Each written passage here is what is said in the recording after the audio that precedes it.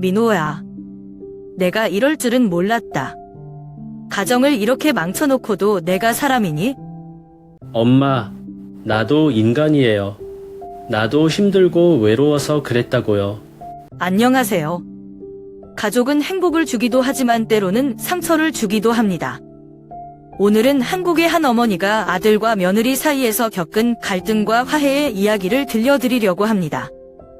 과연 어머니의 사랑과 희생은 가족의 상처를 치유할 수 있을까요? 지금부터 함께 들어보시죠. 안녕하세요. 저는 김옥순이라고 해요. 올해로 72이 되었네요.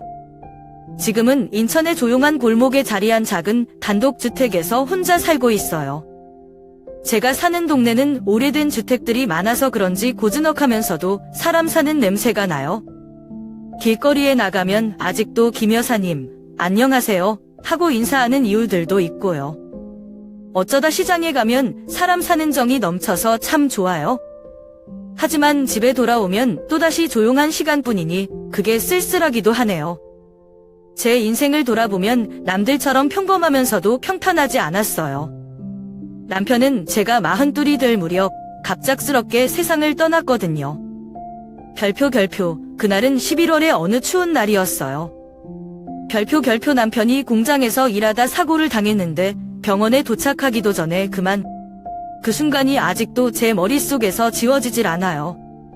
제가 얼마나 울었는지 몰라요. 남편의 죽음 앞에서 절망하고 싶었지만 그럴 수가 없었어요. 제가 울고 있을 때 두 아이들이 제 옆에서 멀뚱멀뚱 저를 바라보고 있었거든요. 내가 무너지면 안 되지. 내가 이 아이들을 어떻게든 키워야지라는 생각뿐이었어요. 그렇게 시작된 제 혼자만의 전쟁 같은 시간들. 아침부터 밤까지 일하며 돈을 벌었어요. 그때 저는 인천중앙시장에 나가서 새벽부터 채소를 팔았어요. 겨울에는 손이 꽁꽁 얼어서 나중엔 동상까지 걸렸죠. 하지만 그걸로 겨우 끼니를 때우며 두 아이를 키웠어요. 큰아들 준호와 작은아들 민수. 둘 다 참 착했어요.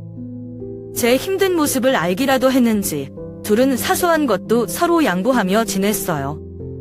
큰아들은 자기가 초등학교 고학년이 되자마자 신문 배달을 했고 작은아들은 공부를 열심히 해서 학교에서 받은 장학금으로 교과서를 샀어요. 큰아들이 중학교에 들어가던 해였어요. 별표 그때는 1980년대 후반. 별표 모든 게 부족했죠. 학비를 내기 힘들어 한숨만 쉬고 있던 저를 보면서 준호가 그러더라고요. 엄마, 제가 학교 안 다녀도 되니까 너무 걱정하지 마세요. 그 말에 제 가슴이 철렁 내려앉았어요. 저는 아이들을 꼭 공부시키고 싶었거든요. 남편이 생전에 늘 그랬어요. 우리 아이들은 대학까지 꼭 보내야 해. 그 말이 제 귀에 맴돌았어요. 그래서 저는 동네에서 허드레시를 닥치는 대로 하며 학비를 마련했어요. 남의 집 빨래도 하고 반찬 만들어 파는 일도 했죠.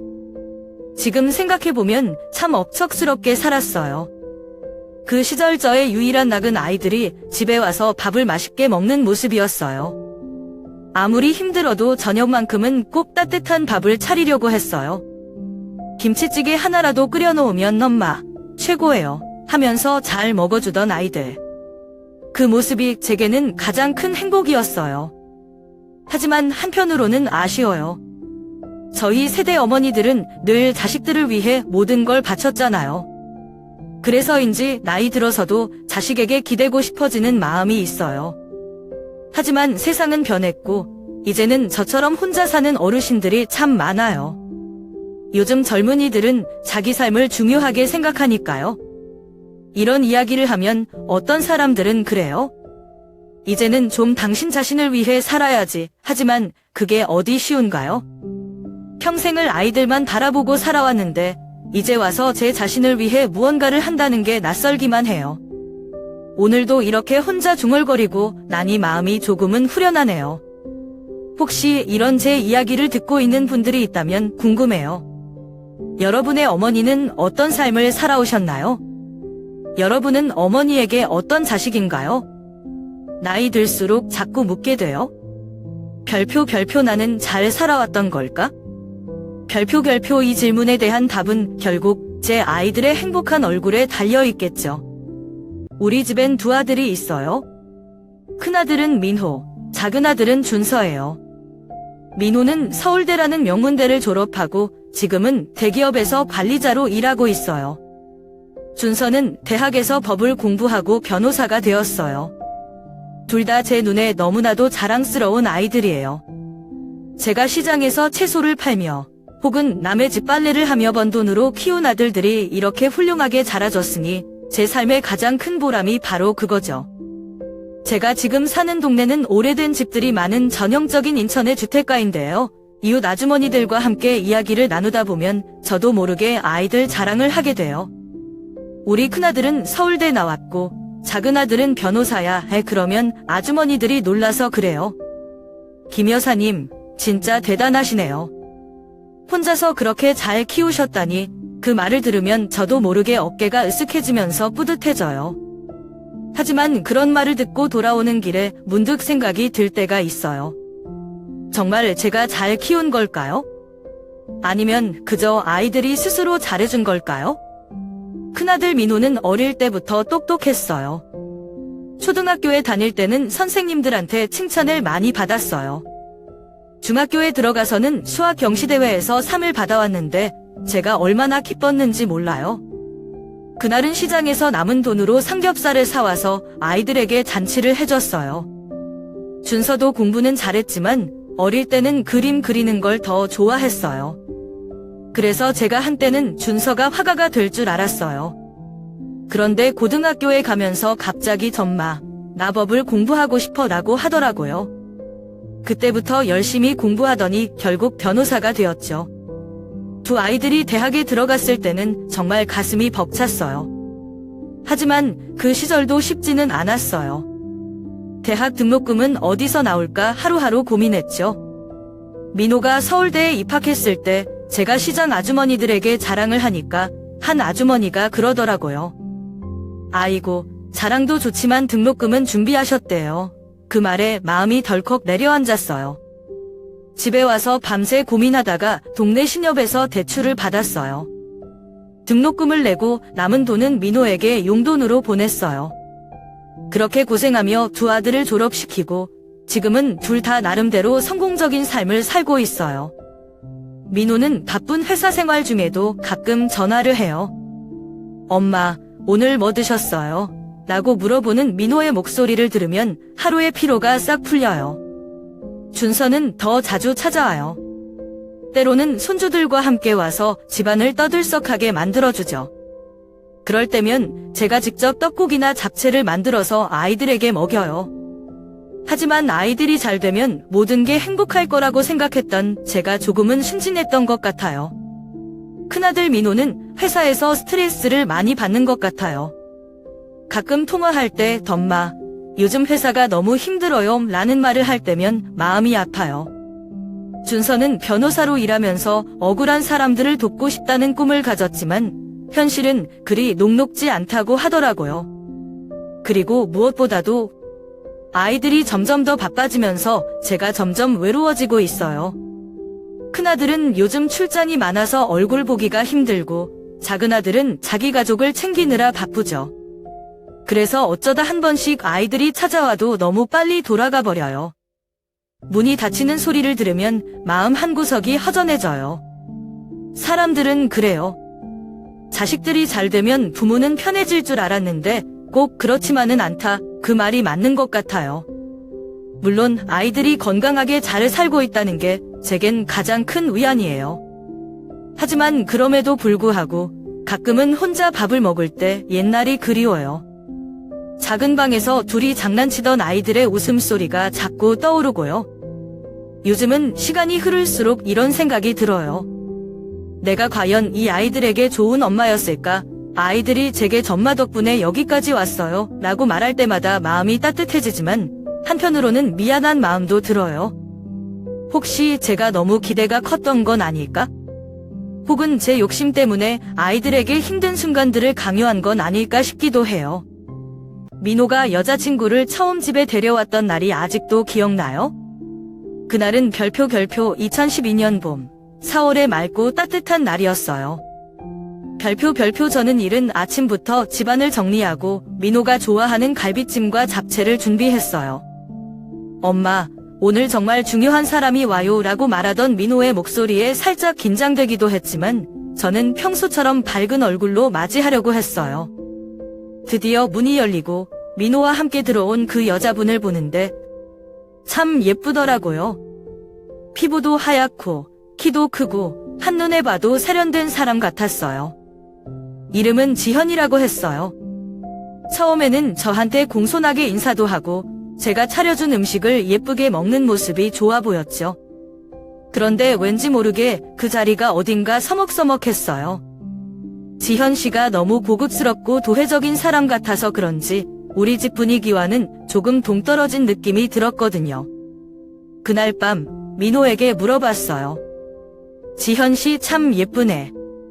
그런데 너희는 언제부터 사귀었니? 민호는 잠시 망설이다가 대답했어요. 엄마, 사실 전 여자친구랑 헤어진 지 얼마 안 됐어요.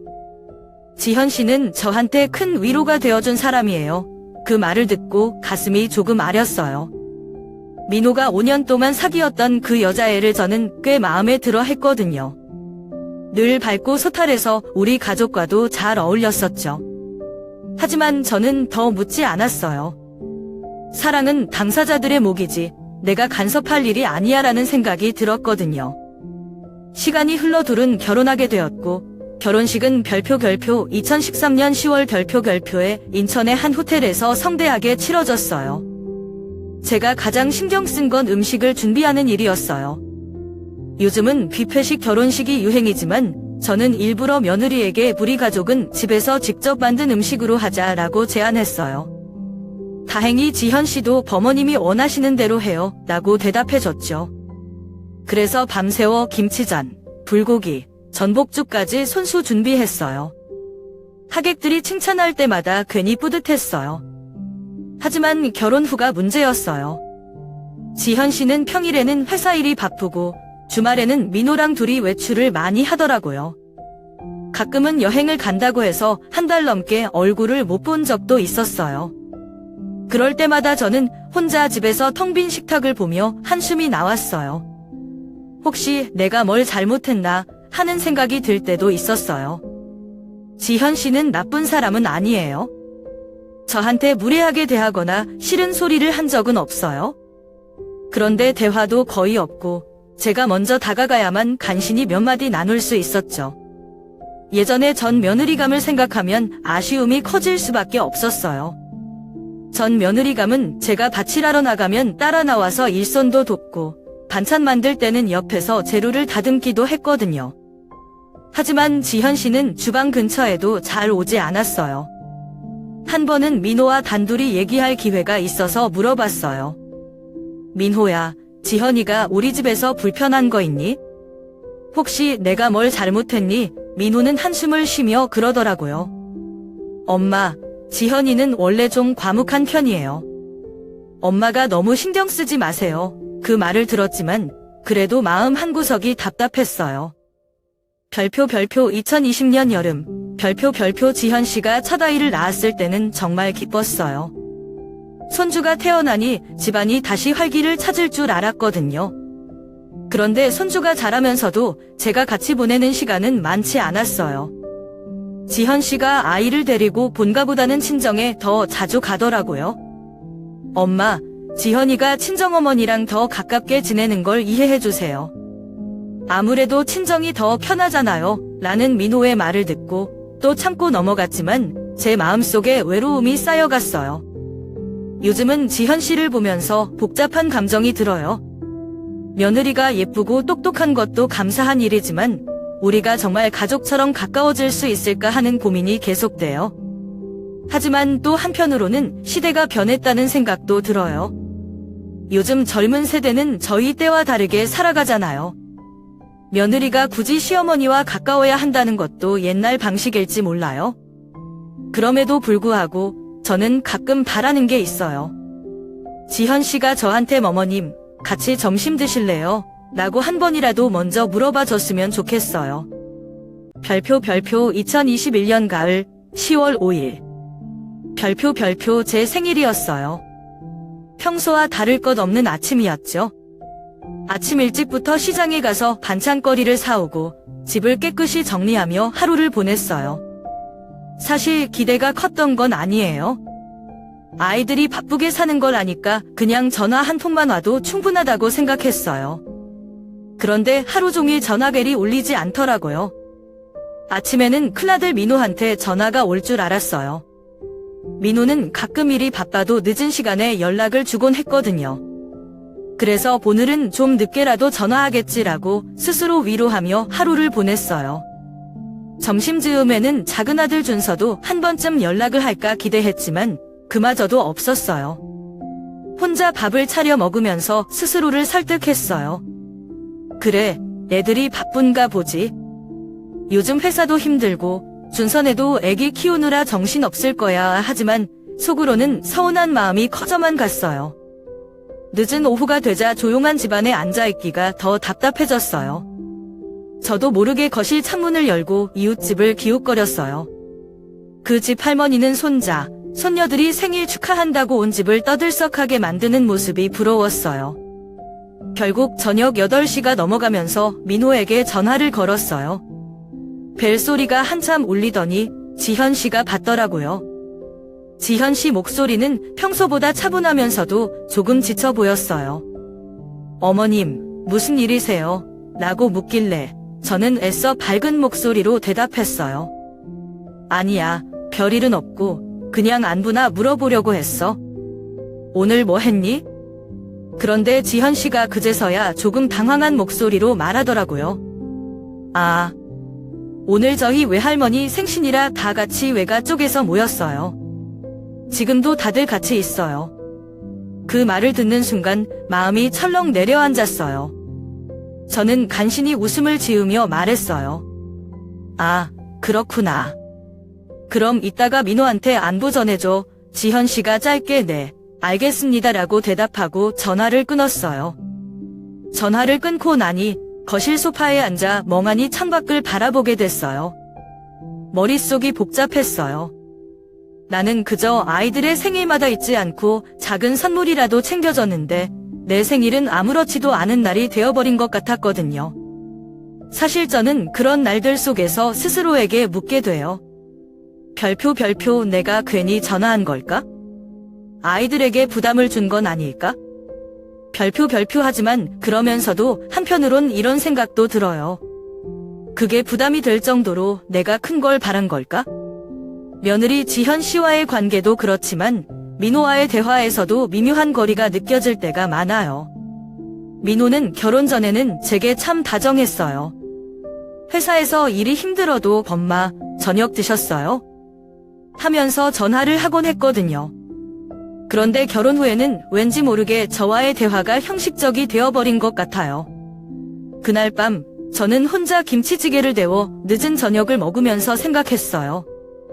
예전엔 민호가 힘들다고 하면 제가 끓여준 찌개 한 그릇으로 위로해 줄 수 있었는데 이제는 제 존재가 민호에게 위로가 되는 게 아니라 오히려 짐이 되는 건 아닐까 하고요. 며칠 후 저는 동네 경로당에 나가서 친구들과 이런 얘기를 나눴어요. 요즘 아이들이 바쁘긴 하지만 생일 한 번 축하해주는 것도 힘든 걸까? 그러자 한 친구가 그러더라고요. 요즘 젊은이들 다 그래? 자기들 살기 바쁘니까 우리 세대처럼 부모를 챙기지 않아. 하지만 그게 꼭 나쁜 건 아닌 것 같아. 우리도 이제는 아이들에게 의존하지 말고 살 길을 찾아야 해. 그 말을 들으면서도 마음 한켠이 씁쓸했어요. 맞는 말일 수도 있지만 그게 꼭 정답일까 싶었거든요. 그날은 별표 2022년 늦여름 8월의 어느 화창한 날 별표이었어요. 친구 순자랑 같이 인천 남동구 중앙시장에 갔었죠. 시장은 늘 그렇듯 활기가 넘쳤어요. 물건을 파는 상인들의 목소리, 장을 보며 웃고 떠드는 사람들. 이런 평범한 일상이 저에게는 늘 위안이 됐거든요. 그날도 평소처럼 채소를 사고 반찬거리를 고르면서 순자와 이런저런 이야기를 나누고 있었어요. 그런데 시장 옆 카페에서 별표 지현씨 별표의 얼굴이 보이는 거예요. 제 눈을 의심했어요. 처음엔 다른 사람인가 했죠. 그런데 아무리 봐도 며느리 지현 씨였어요. 옆에는 잘 차려입은 낯선 남자가 앉아 있었어요. 두 사람은 커피잔을 앞에 두고 마주 앉아 이야기를 나누는데 웃는 모습이 너무 편해 보였어요. 그 남자는 지현 씨의 손등을 가볍게 잡기도 하더라고요. 그 장면을 본 순간 제 다리가 후들거려서 그 자리에 얼어붙고 말았어요. 옥순아, 왜 그래? 어디 아파? 옆에 있던 순자가 제 얼굴을 보며 물었어요. 제가 무슨 대답을 했는지도 기억이 나질 않아요. 그저 손에 든 장바구니만 꽉 쥔 채 카페 문 너머의 장면을 멍하니 바라보기만 했어요. 그 짧은 몇 분이 저에게는 1시간이 넘는 것처럼 느껴졌어요. 결국 순자가 제 팔을 잡아 끌며 시장을 빠져나왔죠. 집에 돌아와서는 아무것도 할 수 없었어요. 평소처럼 저녁을 준비하려고 했지만 손이 떨려서 칼을 제대로 잡을 수도 없었어요. 밥상에 앉아도 한 숟갈도 넘어가지 않더라고요. 며느리와 그 남자가 떠올라 마음이 복잡하고 괴로웠어요. 혹시 내가 잘못 본 건 아닐까? 그냥 친구일지도 몰라 스스로를 설득해 보려고 했지만 그게 쉽지 않았어요. 그날 밤 잠이 오지 않아 고민 끝에 둘째 준서에게 전화를 했어요. 준서는 원래 성격이 차분하고 이성적이어서 이런 이야기를 할 수 있을 것 같았어요. 준서야, 엄마가 오늘 지현이를 봤는데 좀 이상한 장면을 봤어. 준서는 제 말을 가만히 듣더니 한참을 침묵하더라고요. 그러더니 조심스럽게 말했어요. 엄마, 그거 확실해요? 사람의 관계라는 게 엄마가 보는 것과 다를 수 있어요. 괜히 큰일 만들지 말고 좀 더 알아보세요. 준서의 말이 맞았어요. 혹시 제가 잘못 봤을 수도 있고 괜한 오해로 일을 크게 만들면 안 되니까요. 하지만 그날 이후로 제 마음은 계속 무겁고 불안했어요. 아무리 생각해도 그날의 지현 씨 모습은 단순한 친구 사이처럼 보이지 않았거든요. 결국 다음 날 저는 마음을 굳히고 친하게 지내던 교회 친구의 소개로 별표 사설 탐정사무소 별표를 찾았어요. 요즘은 이런 일도 꽤 흔하다면서 친구가 주소를 알려주더라고요. 솔직히 제가 탐정까지 찾아가게 될 줄은 몰랐어요. 사무소 직원에게 상황을 설명하면서도 손이 떨렸어요. 민호와 지현 씨의 결혼식 날 행복해하던 그 모습을 떠올리니 더 마음이 아팠거든요. 며칠 후 사무소에서 결과를 가져왔어요. 별표 결과를 본 순간 저는 말 그대로 얼어붙었어요. 별표 지현 씨는 최근 몇 달 동안 꾸준히 그 남자와 만남을 이어오고 있었고 두 사람이 나란히 호텔에 드나드는 모습도 포착됐다고 하더라고요. 저는 그 서류를 손에 들고 한동안 아무 말도 할 수 없었어요. 마음이 무너지는 느낌이었어요. 집에 돌아오는 길에 버스 창밖을 멍하니 바라보며 이런저런 생각이 들었어요. 이 사실을 민호에게 말해야 하나? 아니면 그냥 모른 척해야 하나? 만약 이 이야기를 하면 민호는 얼마나 상처를 받을까? 그리고 우리 가족은 어떻게 될까? 생각할수록 가슴이 답답했어요. 며칠 동안 저는 밥도 제대로 먹지 못하고 고민만 했어요. 하지만 시간이 흐를수록 제 마음속에서 이런 생각이 들었어요. 내가 이렇게 혼자 끙끙 앓고만 있을 일이 아니야? 민호가 알아야 할 문제야. 그때부터 저는 용기를 내어 민호에게 이 사실을 어떻게 이야기해야 할지 고민하기 시작했어요. 별표 2022년 9월 초. 별표 제가 민호에게 전화를 걸어 이번 주말에 집에 잠깐 들르렴지라고 했어요. 목소리를 최대한 평온하게 내려고 했지만 마음속은 복잡했어요. 탐정사무소에서 받은 서류와 사진을 며칠 동안 꺼내보지도 못했거든요. 하지만 시간이 갈수록 이 문제를 해결하지 않으면 안 되겠다는 생각이 들었어요. 주말이 되자 민호가 혼자 집에 왔어요. 평소보다 조금 피곤해 보였지만 저를 보고 환하게 웃으며 말했어요. 엄마, 무슨 일 있으세요? 갑자기 오라셔서요. 민호의 그 웃음이 더 마음을 아프게 했어요. 잠시 머뭇거리다 저는 말했어요. 민호야, 우리 중요한 얘기를 좀 해야 할 것 같구나. 앉아봐라. 제가 준비한 서류와 사진들을 식탁 위에 꺼내놓는 순간 민호의 표정이 굳어졌어요. 사진 속 지현 씨와 그 남자의 모습이 뚜렷이 보였거든요. 민호는 아무 말 없이 한 장 한 장 사진을 넘겨보더니 손이 떨리는 게 보였어요. 그 모습에 제 눈물이 먼저 터질 것 같았지만 꼭 참았어요. 한참 침묵이 흐른 뒤 민호가 입을 열었어요. 엄마, 사실 저 이거 알고 있었어요. 그 말에 제 머리가 하얘졌어요. 뭐라고? 알고 있었다고. 민호는 고개를 떨구며 힘겹게 말을 이어갔어요. 엄마, 저도 처음엔 믿고 싶지 않았어요. 하지만 몇 달 전부터 이상하다는 걸 느꼈고 직접 확인하게 됐어요. 그런데 제가 이걸 어떻게 해야 할지 모르겠더라고요. 만약 이걸 문제 삼으면 제 체면이 다 깎일 것 같았어요. 회사에서도 소문이 돌고 사람들이 저를 어떻게 볼지 그런 게 너무 무서웠어요. 그 말을 듣는 순간 제 가슴이 무너지는 것 같았어요. 민호가 이렇게 혼자 괴로워하고 있었다니. 저는 울먹이며 물었어요. 그럼 너는 그냥 이대로 계속 참고 살겠다는 거니? 그게 너한테 맞는 선택이니? 민호는 대답 대신 고개를 숙이고 눈물을 흘렸어요. 제가 민호가 우는 모습을 본 게 몇 년 만인지 모르겠어요. 어린 시절 아빠가 돌아가셨을 때 이후로 민호는 늘 강해 보이려고 했거든요. 그런데 그날은 그 모든 감정이 무너진 듯 했어요. 저도 참을 수 없어서 민호의 손을 잡고 함께 울었어요. 민호야, 엄마는 내가 무엇을 선택하든 내 편이야.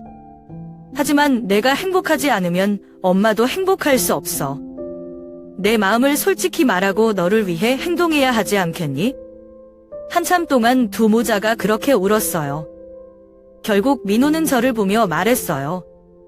엄마, 저도 지현 씨와 진지하게 대화를 해볼게요. 하지만 당장은 제가 감당할 자신이 없어요. 조금만 더 시간을 주세요. 저는 민호의 결정을 존중하기로 했어요. 그저 제 아이가 무너지지 않기를 바랄 뿐이었어요. 그래, 민호야. 내가 잘 생각하고 결정해. 엄마는 언제나 내 곁에 있어 줄게. 그날 이후로 저는 마음속에 큰 돌덩이를 하나 얹고 사는 것 같았어요. 지현 씨가 집에 올 때마다 저는 최대한 평소처럼 행동하려고 애썼어요. 김치찌개를 끓여주면서도 그녀가 식탁에 앉아 있을 때마다 묘한 거리감이 느껴졌어요. 하지만 그 거리감을 겉으로 드러낼 수는 없었어요. 가끔 지현 씨가 어머님, 오늘 맛있게 먹었어요 라고 웃으며 말할 때면 저는 마치 아무 일도 없다는 듯 웃어야 했어요. 마음 한구석에서는 계속 질문이 떠올랐어요. 내가 이걸 끝까지 숨겨야 할까? 아니면 이제라도 민호와 지현 씨가 진짜로 마주해야 할까? 별표 2023년 4월 초 별표 어느 따뜻한 봄날이었어요. 인천중앙시장에서 장을 보고 돌아오던 길이었죠. 시장 골목 끝에서 버스를 기다리는데 눈앞에 낯익은 차 한 대가 보였어요. 민호의 차였어요. 이 시간에 여긴 왜 왔지 싶어 한참을 쳐다봤는데 차 안에 있는 민호의 모습이 보였어요. 그런데 민호 옆에 앉아있는 사람은 제 눈을 의심했어요. 그 사람은 지현이가 아니었거든요. 그 여자분은 세련되게 차려입은 젊은 여성이었어요. 둘은 차 안에서 무언가 이야기를 나누며 웃고 있었고 민호가 그 여자의 손을 잠깐 잡는 모습이 보였어요. 제 머릿속이 하얘졌어요. 이게 뭐지? 내가 잘못 본 건가? 제 눈을 비비고 다시 봤지만 분명 민호였어요. 그 장면을 보고 나서도 저는 한동안 그 자리를 떠나지 못했어요. 제 발걸음은 집으로 향했지만 마음은 무너진 것 같았어요. 민호가 그동안 얼마나 힘들어했는지를 알기에 더 충격이 컸어요. 저는 스스로에게 물었어요. 민호가 외롭고 괴로워서 다른 사람을 만나는 건가? 아니면 그냥 잠시 흔들린 건가? 하지만 어떤 이유를 대더라도 제 아들이 다른 여자를 만난다는 게 믿기지 않았어요. 집에 도착해서도 마음이 진정되지 않았어요. 끓여놓은 국을 때워 먹으려 했지만 한 숟갈도 넘기지 못했어요. 생각할수록 답답하고 억울한 마음에 결국 작은 아들 준서에게 전화를 걸었어요.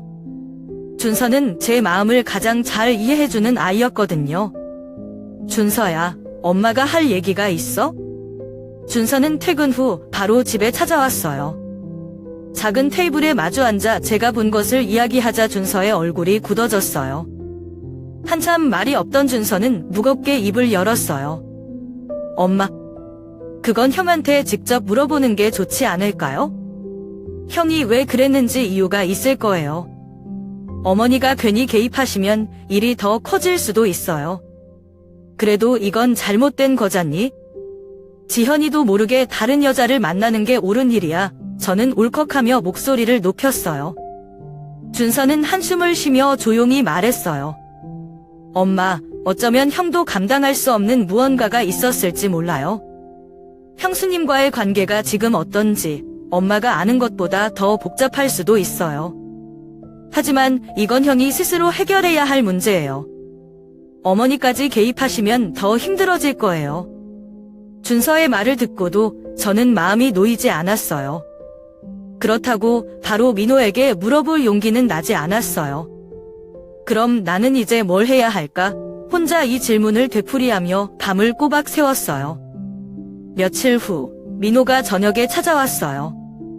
평소처럼 아무 일 없는 듯 저한테 덤마, 김치찌개 있으면 좀 주세요 라고 말하는데 그 목소리를 듣자마자 눈물이 날 뻔했어요. 저는 애써 웃으며 밥상을 차렸지만 제 속은 타들어갔어요. 내가 무슨 고민이 있길래 그렇게 사는 거니? 묻고 싶었지만 차마 입이 떨어지지 않았어요. 민호가 밥을 먹는 모습을 조용히 지켜보며 생각했어요. 이 아이가 얼마나 외롭고 힘들었으면 그랬을까? 하지만 동시에 이런 생각도 들었어요. 그렇다고 이런 식으로 해결하는 게 맞는 걸까?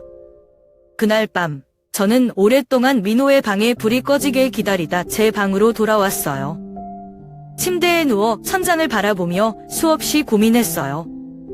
별표 이걸 말해야 할까? 아니면 모른 척해야 할까? 별표 만약 제가 이 사실을 지현이에게 말하면 우리 가족은 어떻게 될까? 지현이는 충격을 받을 것이고 민호는 분노할지도 몰라요. 반대로 제가 아무 말도 하지 않으면 이 관계가 더 깊어질지도 모르죠. 결국 답을 찾지 못한 채 시간이 흘렀어요. 그 후로도 저는 민호를 볼 때마다 마음 한구석이 무거웠어요. 아들이 제 눈을 똑바로 바라볼 때면 죄책감을 느끼는 것 같기도 했어요. 별표 2023년 2월 어느 늦은 오후 별표 여름 햇볕이 쏟아지는 날이었어요. 그날은 집에서 된장찌개를 끓이며 평소처럼 조용히 보내고 있었죠. 그런데 갑자기 대문이 쾅 하고 열리더니 지현 씨가 눈물이 가득한 얼굴로 집 안으로 들어왔어요. 제 머릿속이 멍해졌어요. 무슨 일인가 싶어 말을 꺼내려는 순간 지현 씨가 고함을 치기 시작했어요. 어머님도 이 사실 알고 계셨던 거예요? 민호 씨가 바람 피우고 있다는 거요. 그 말에 제 손에서 국자를 놓칠 뻔했어요. 심장이 철렁 내려앉았죠. 결국 알게 되었구나. 저는 입을 열지 못한 채 얼어붙었어요. 그런데 그 뒤로 지현 씨는 울면서 말을 쏟아냈어요. 어머님, 도대체 어떻게 이럴 수 있어요? 저는 그동안 아이를 키우고 집안을 돌보면서 어떻게든 이 결혼을 유지하려고 했어요. 그런데 민호 씨가 저를 배신했어요. 저는 더 이상 이런 결혼을 유지할 자신이 없어요. 이제 끝이에요. 저는 이혼할 거예요. 지현 씨의 말이 칼처럼 가슴을 찔렀어요. 옆에 서 있던 민호는 고개를 숙인 채 아무 말도 하지 않았어요. 저는 민호에게 간절히 바라보는 눈길을 보냈지만 민호는 고개를 들지 않았어요. 그 순간 제 안에서 무언가가 터졌어요. 더 이상 참을 수 없었어요. 저는 자리에서 벌떡 일어나 지현 씨를 향해 소리쳤어요. 지현 씨, 당신이 뭔데 민호를 이렇게 몰아세워요? 당신은 깨끗해요. 당신도 바람 피운 거 다 알고 있어요. 제가 아무것도 모를 거라고 생각했어요? 그동안 제가 참은 건 가족을 지키기 위해서였어요. 그런데 지금 이 상황에서 모든 잘못을 민호에게 떠넘기는 게 옳아요? 제가 이렇게 큰 소리를 낸 건 처음이었어요. 방 안은 순식간에 얼어붙었어요. 지현 씨는 저를 똑바로 쳐다보더니 한참을 말없이 서 있다가 갑자기 울음을 터뜨렸어요. 그리고 문을 쾅 닫고 나가버렸어요. 지현 씨가 나간 뒤 민호와 저는 한참 동안 말을 잇지 못했어요. 민호는 한숨을 길게 내쉬며 고개를 들었어요. 엄마, 그냥 내버려 두세요. 이건 제가 감당해야 할 일이에요. 민호의 목소리가 너무나도 지쳐 보였어요. 그날 밤 저는 잠이 오지 않았어요. 침대에 누워 계속 스스로에게 물었어요. 내가 이렇게 한 게 맞는 걸까? 아니면 그냥 지현 씨를 달래야 했을까? 지현 씨가 그토록 화를 냈던 건 어쩌면 자신도 죄책감이 있어서였겠죠. 하지만 그럼에도 불구하고 제가 민호를 지키고 싶었던 건 사실이에요. 며칠 뒤 지현 씨가 민호에게 이혼 서류를 들고 나타났다고 들었어요. 그 얘기를 들은 순간 머리가 하얘졌어요. 이혼이 현실이 된다는 게 믿기지 않았어요. 민호는 차분하게 서류를 받아들고 더 이상 아무런 저항도 하지 않았다고 해요. 이후로 몇 주 동안 집안은 고요함만이 가득했어요. 민호는 지현 씨와의 결혼 생활을 마무리하는 데 신경을 쓰느라 바쁘게 지냈지만 저는 그 모습을 보며 마음이 찢어지는 것 같았어요. 별표 2023년 6월의 어느 밤 별표 집안은 적막감에 휩싸였고 저는 혼자 방 안에 누워 천장을 멍하니 바라보고 있었어요. 그날 있었던 일들이 마치 영화처럼 머릿속을 스쳐 지나가더라고요. 지현 씨가 눈물을 흘리며 집을 나간 그 순간부터 민호가 서류를 받아들고도 아무 말 없이 고개를 숙인 모습까지. 제 가슴은 마치 돌덩이를 올려놓은 듯 무거웠어요. 불 꺼진 방, 희미하게 들리는 시계 초침 소리만이 제 곁에 남아 있었어요. 베갯잎이 젖을 만큼 눈물이 계속 흘렀지만 울음을 멈출 수가 없었어요. 별표 내가 이렇게까지 해서 무엇을 지킨 걸까? 별표 제 마음은 끝도 없이 괴롭고 혼란스러웠어요. 민호가 어릴 적 모습이 생각났어요. 그때는 작은 손으로 제 옷자락을 붙잡고 전마, 엄마 하며 뒤를 졸졸 따라다니던 아이였는데 말이죠. 별표 1985년 겨울 별표 그날도 눈이 많이 내렸었어요. 민호가 5살쯤이었는데 작은 고무신을 신고 눈밭을 뛰어다니며 깔깔 웃던 모습이 아직도 눈에 서네요. 저는 민호가 감기라도 걸릴까 봐 장갑을 껴주려고 했는데 그 작은 손으로 제 얼굴을 만지며 엄마는 내가 꼭 지켜줄게 라고 말했어요. 그게 얼마나 어색하고 귀여웠던지 저는 그때 아이를 품에 안고 한참을 웃었어요. 그런 민호가 이제는 제 앞에서 한마디도 하지 못하고 그저 고개만 숙이는 어른이 되어버렸어요. 별표 내가 민호를 그렇게 키웠던가? 별표 사랑이 부족해서 그런 것도 아니고 나름대로 열심히 뒷바라지하며 키웠는데 왜 이렇게 된 걸까 싶었어요. 자식이 크면 부모의 손을 떠난다고들 하지만 어미 된 마음은 평생 그 자리를 맴돌 수밖에 없나 봐요. 그리고 또 한편으로는 지현 씨도 떠올랐어요. 그 아이가 처음 우리 집에 왔던 날 예쁘고 도도해 보이던 모습이 생각났어요. 제게 공손하게 인사하면서 어머님 잘 부탁드립니다라고 말했었죠. 그날 이후로 저는 지현 씨가 부족할까봐 반찬 하나라도 더 만들어 나르곤 했어요. 며느리가 마음에 들지 않는다는 다른 친구들의 이야기를 들으면 그래도 우리 지현이는 괜찮다며 마음속으로 위안을 삼았는데 시간이 이렇게 흘러서 결국 이런 결말을 맞이하게 되다니 참 가슴이 아팠어요. 민호와 지현 씨가 헤어지는 게 그들만의 문제라고 해도 저에게는 마치 제가 모든 걸 망친 것처럼 느껴졌어요. 그때 민호에게 좀 더 따뜻하게 말려야 했을까? 아니면 더 일찍 지현이와 대화를 나눴어야 했나? 같은 후회들이 밀려왔어요. 하지만 이미 엎질러진 물처럼 모든 건 되돌릴 수 없었어요. 이런 제 마음을 누구에게 털어놓을 수도 없었어요. 친구 순자에게 말하면 그 나이에 그럴 수도 있지라며 대수롭지 않게 넘겨버릴 것 같았고 준서에게 다시 이야기를 꺼내면 또 엄마 이제 그만하세요 라는 말을 들을 것 같았거든요. 그날 밤 저는 혼잣말로 중얼거렸어요. 민호야, 엄마가 미안하다. 내가 이렇게 외롭고 힘든데 엄마는 아무것도 몰랐구나. 그렇게 뒤척이면서도 잠이 오지 않았어요. 창밖을 보니 밤하늘에 달이 외롭게 떠 있더라고요. 어쩐지 그달이 제 마음과 꼭 닮은 것 같았어요. 별표 외롭고 조용하고 아무에게도 말하지 못하는 그런 마음이요. 별표 2023년 7월 중순 별표. 지현 씨가 집을 떠나고 난 뒤 집안은 너무도 고요해졌어요. 민호 역시 짐을 싸서 회사 근처의 작은 원룸으로 이사했어요. 그 이후로 저 혼자 집에 남게 되면서 빈집의 적막함이 가슴 깊이 파고들었어요. 매일 아침 식사를 준비하면서도 문득문득 민호와 지현 씨가 함께 웃으며 밥을 먹던 장면이 떠올라요. 민호 부부의 방을 지나칠 때마다 마음 한구석이 찌릿해요. 방 안은 텅 비었고 벽에 걸려있던 결혼사진은 이미 내려져 있었어요. 거기에 남아있는 건 이제 아무도 덮지 않는 침대와 오래된 커튼뿐이었어요. 그 방에 들어가는 게 너무 힘들어서 문을 닫아둔 채 일부러 보지 않으려고 했어요. 하지만 그럴수록 문 앞을 지날 때마다 가슴이 더 아파오는 것 같았어요. 한참 동안 스스로를 탓했어요. 내가 왜 그렇게 감정을 주체하지 못했을까?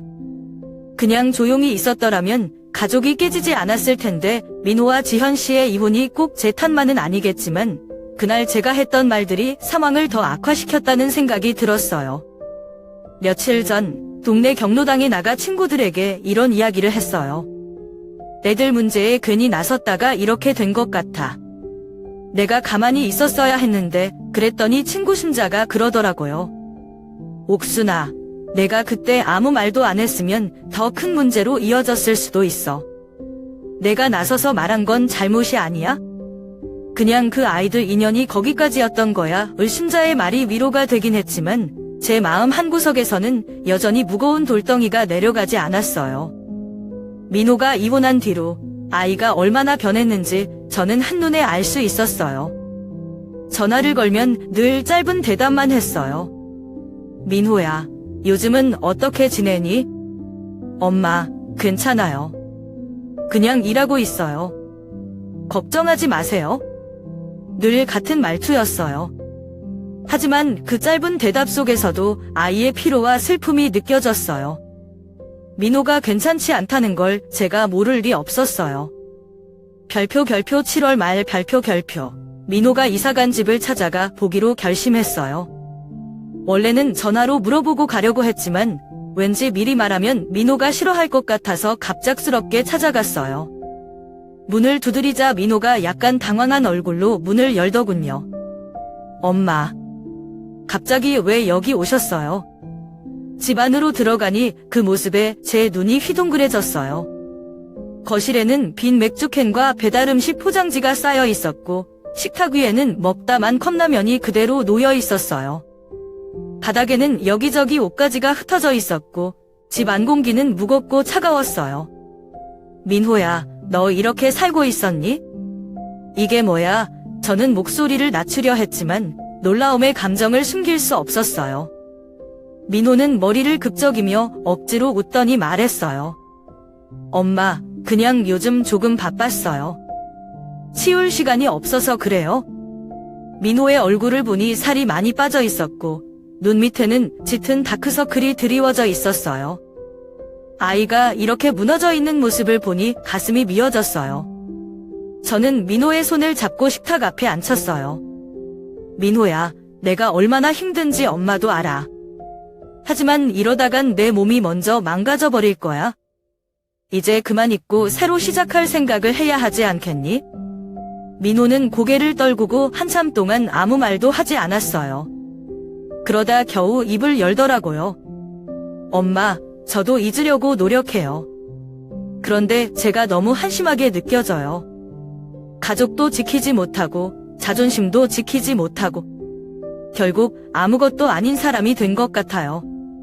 그 말을 듣는 순간 제 마음이 무너졌어요. 아이가 이렇게까지 자신을 비하하며 살아가고 있었다니. 저는 민호의 손을 꼭 잡고 말했어요. 민호야, 사람은 누구나 실수하고 넘어질 수 있어. 하지만 그 실수를 영원히 안고 살 필요는 없단다. 너는 아직 젊고 새롭게 시작할 수 있어. 엄마가 너를 믿는 것처럼 너도 스스로를 믿어야 해. 민호는 눈물이 맺힌 채로 저를 바라보더니 겨우 고개를 끄덕였어요. 알겠어요, 엄마. 조금만 더 시간이 필요해요. 저도 다시 시작해 볼게요. 그날 집을 나서며 저는 민호의 얼굴을 떠올리며 다짐했어요. 이 아이가 다시 웃을 수 있도록 내가 곁에서 힘이 되어주자. 별표 2023년 8월 초 별표 여름이 끝나갈 무렵이었어요. 지현 씨가 집을 떠난 지 한 달 정도 지나면서 저는 그녀의 소식을 간접적으로 듣게 되었어요. 동네에서 가끔 마주치는 친구들이 말하길 지현 씨가 직장을 옮기고 인천 시내의 원룸에 혼자 살고 있다고 하더군요. 처음 그 이야기를 들었을 때는 여러 가지 감정이 교차했어요. 분노도 아니었고 그렇다고 딱히 슬픔도 아니었어요.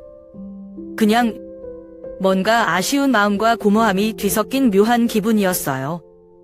어느 날 오후 저는 집 근처 대형마트에 갔어요.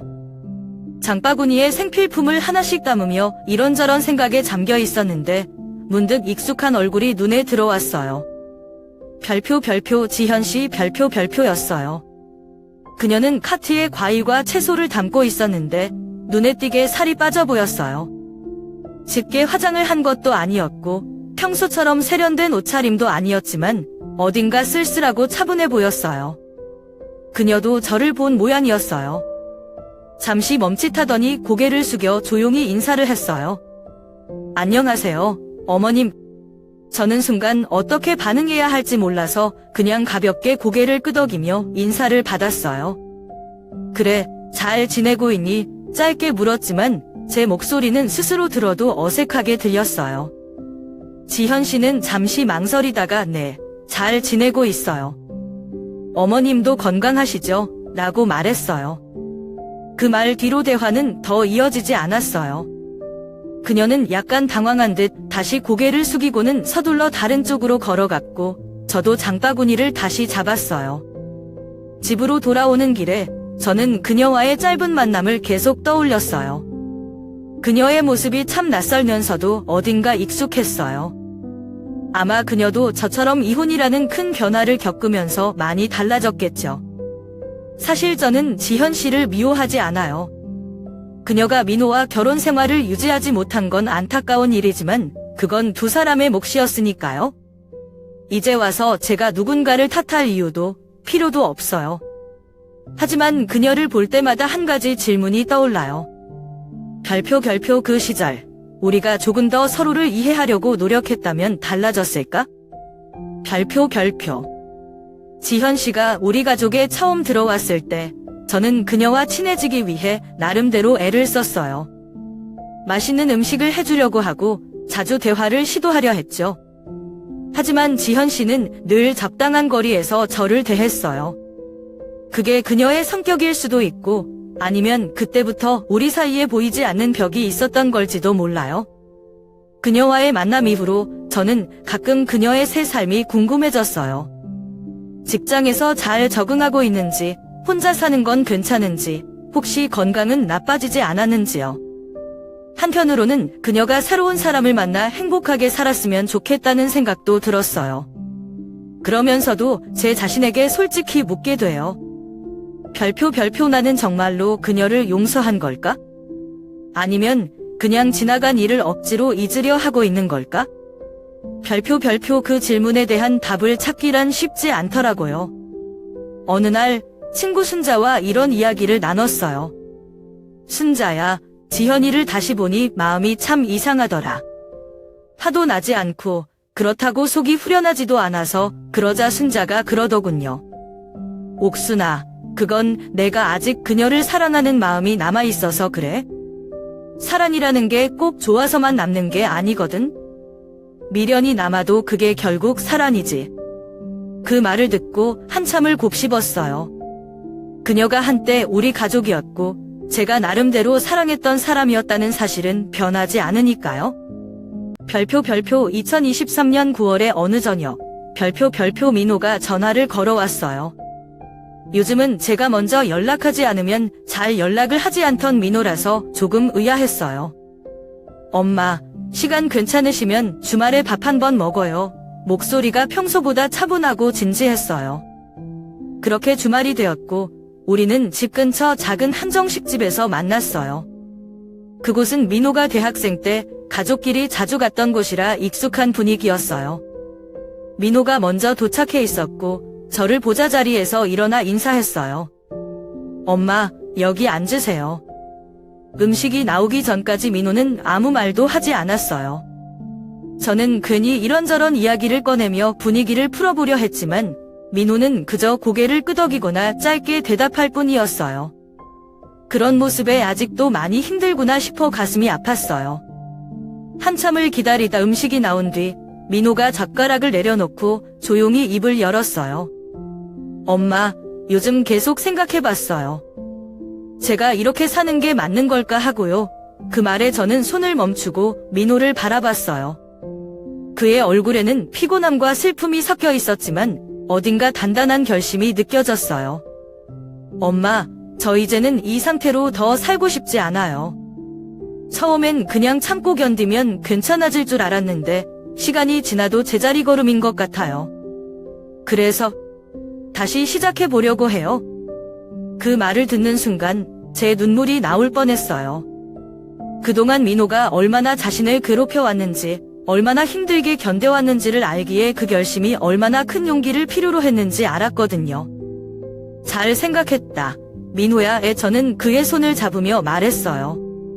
삶은 넘어질 때도 있지만 그걸 딛고 일어나야 진짜 사람이 되는 거란다.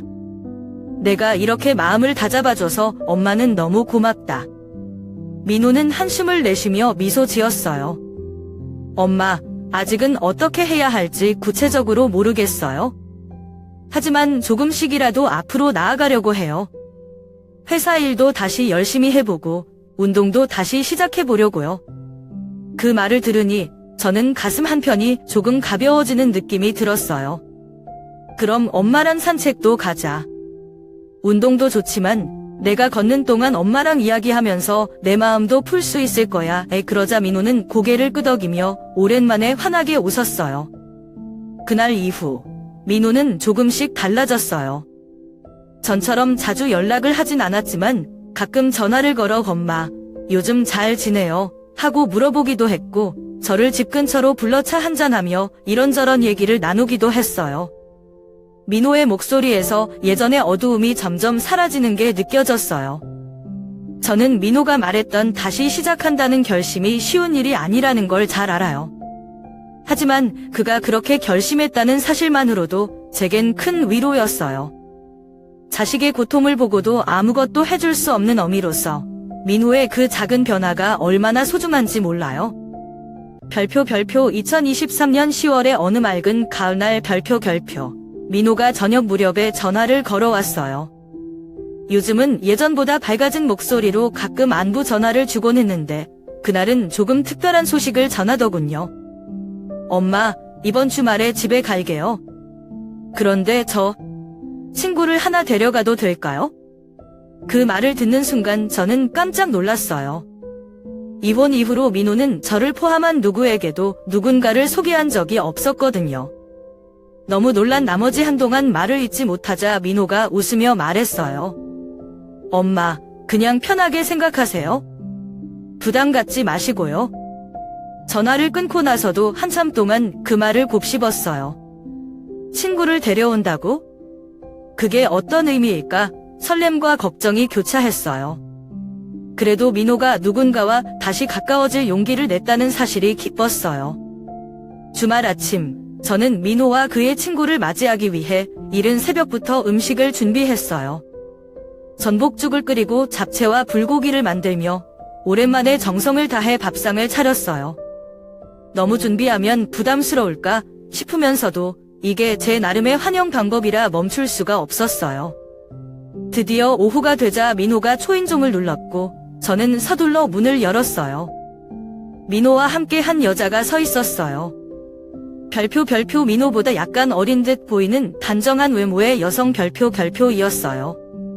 그녀는 밝은 미소를 지으며 저에게 인사했어요.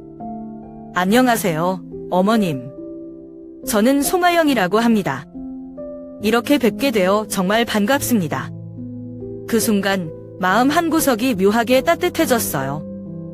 지현 씨와는 다른 느낌이었어요. 아영 씨는 밝고 차분하면서도 따뜻한 분위기를 풍기는 사람이었어요. 저는 어색함을 감추려 웃으며 말했어요. 그래요, 어서 들어와요. 먼 길 오느라 고생했죠? 민호와 아영 씨가 거실에 앉자 저는 준비한 음식을 내오며 대화를 이어갔어요. 아영 씨는 저에게 계속 관심을 가지고 이것저것 물어봐 주었어요. 어머님, 평소 요리를 이렇게 잘하시면 민호 씨는 정말 복받은 거네요. 그 말을 들으니 괜히 민호가 자랑스러워지더라고요. 식사를 하며 이런저런 이야기를 나누는데 아영 씨가 민호를 바라보는 눈빛이 참 다정해 보였어요. 민호도 오랜만에 여유로운 미소를 짓는 모습을 보니 그동안의 힘든 시간이 조금은 지나갔구나 싶었어요. 식사가 끝난 후 민호와 아영 씨는 잠시 거실에서 대화를 나눴고 저는 부엌에서 설거지를 하며 생각했어요. 이 아이가 민호와 어떤 관계가 될지 아직 모르겠지만 이런 사람이 민호 곁에 있다는 것만으로도 참 다행이다. 아영 씨가 집을 떠날 때 그녀는 저에게 이렇게 말했어요. 어머님, 오늘 정말 맛있는 음식 대접받아서 감사드려요. 다음에 또 뵙고 싶어요. 저는 웃으며 대답했어요. 그래요, 언제든지 오세요. 제가 맛있는 거 또 해줄게요. 그날 밤 민호와 함께 앉아 이야기를 나누었어요. 민호야, 아영 씨 참 좋은 사람 같구나. 너와 함께 있으니 참 보기 좋아요. 그러자 민호는 살짝 부끄러운 듯 웃으며 말했어요. 엄마, 아직은 그냥 친구예요. 하지만 저도 조금씩 마음의 문을 열고 싶어요. 민호의 그 말을 들으니 마음이 벅차올랐어요. 그동안의 고통과 혼란 속에서도 민호가 이렇게 새로운 시작을 향해 나아가고 있다는 사실이 기뻤어요. 별표 2023년 늦가을 11월의 어느 날 이 별표 창밖의 나뭇잎은 거의 다 떨어지고 바람에 흩날리는 잔가지들이 겨울이 곧 다가오고 있음을 알리고 있었어요. 따뜻한 차 한 잔을 앞에 두고 소파에 앉아 지난 몇 달간 있었던 일들을 떠올리며 깊은 생각에 잠겼어요. 그동안 민호와 저는 참 많은 일을 겪었어요. 이혼이라는 큰 사건 뒤에 찾아온 고요함은 처음엔 편안함보다는 공허함으로 다가왔죠. 모든 게 지나갔지만 마음 한구석에는 여전히 풀리지 않은 질문들이 남아있어요. 처음에는 스스로를 많이 탓했어요. 민호와 지현 씨의 결혼 문제에 너무 깊이 관여한 게 아니었을까? 그저 조용히 지켜보았더라면 상황이 조금 달라졌을까 싶었어요. 하지만 시간이 지나면서 깨달았어요. 부모로서 최선을 다해 아이의 행복을 지키려 했던 제 행동도 어쩌면 자연스러운 것이었다는 거요. 최근 들어 민호의 표정이 많이 밝아졌어요. 아영 씨와 만나기 시작한 이후로 민호는 조금씩 다시 삶의 활기를 되찾아 가고 있어요. 엄마, 요즘 다시 운동을 시작했어요. 이번 주말엔 친구들이랑 등산 다녀올 거예요. 이런 말을 할 때면 저는 너무 기뻐요. 아이가 스스로 일어나 다시 걸어가는 모습을 보는 게 부모로서 가장 큰 위로니까요. 하지만 솔직히 말하면 아직도 걱정스러운 마음이 없다고는 할 수 없어요. 민호가 과거의 상처를 온전히 극복했을까? 또 다른 관계 속에서 더 큰 행복을 찾을 수 있을까? 아영 씨와의 만남이 어디로 이어질지 알 수는 없지만 그저 아이가 웃을 수 있다는 사실만으로도 감사할 뿐이에요. 저는 이제 나이가 들면서 욕심이 많이 줄었어요. 민호가 행복하게 잘 살기를 바라는 게 제 가장 큰 소망이고 나머지는 그저 평범하게 흘러가기를 바라요. 아침에 창문을 열고 햇볕을 맞으며 따뜻한 차를 마시고 시장에서 신선한 채소를 골라오고 가끔 친구들과 수다를 떠는 일상이 저에게는 충분한 위안이에요. 가끔 동네 경로당에서 다른 할머니들과 이야기를 나눌 때 자식 문제로 고민하는 친구들이 많아요. 어떤 이는 자식이 해외로 나가 연락도 없이 사는 게 서운하다고 하고 또 어떤 이는 며느리와의 갈등으로 속상해 하더라고요. 그럴 때마다 저는 이렇게 말해요. 우리 모두 완벽한 엄마는 아니잖아요. 그저 아이들이 살아가는 걸 보고 믿어주는 게 우리가 할 일 아닐까 싶어요. 사실 인생에는 완벽한 결말이 없다는 걸 이제는 알아요. 모든 것이 깔끔히 해결되지 않아도 괜찮아요. 중요한 건 우리가 그 과정에서 무엇을 배우고 어떻게 앞으로 나아가는지겠죠. 여러분은 어떻게 생각하세요? 부모로서 아이의 삶에 어디까지 개입해야 할까요? 민호가 더 밝은 미래를 향해 나아갈 수 있을까요? 그리고 저는 앞으로 남은 시간 속에서 어떤 깨달음을 얻게 될까요? 별표 이 이야기는 여기서 끝나는 게 아닐지도 몰라요. 별표 인생은 끊임없이 새로운 장을 열어가니까요. 여러분의 가족 이야기는 어떤가요? 우리는 모두 각자의 이야기를 가지고 살아가고 있겠죠.